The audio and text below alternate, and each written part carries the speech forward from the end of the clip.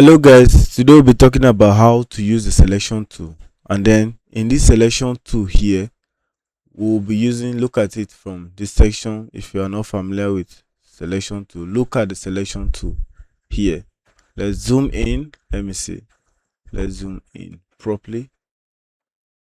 This is the selection tool here, the box, as you can see from here. If you click on that, you can, let's unclick, then you select on that selection tool and you select any part.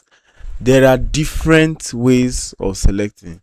If you right click on it, you see the elliptical way of selecting. That is, you select in a round form. Sorry, let's change it. You select in a round form. It allows you to select in a round form. Also, the next one, if you right click on it, it gives you a single row of selection. That is, you can select in just one line. Okay, you click on it, you select in just one line. The next thing, you can select in a row as well, in a linear, just one line like this. You can select, but basically we use this rectangular. Let's say we want to select my face here, and then go back to your move tool like this. You can move.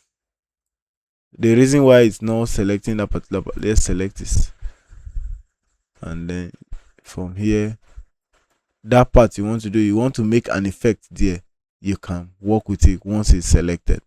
Let's move to the next aspect of our video, how to use the polygon lasso tool. It will be at the end of the description of this video for you to follow. Thank you, and if you have not subscribed, please subscribe to this channel.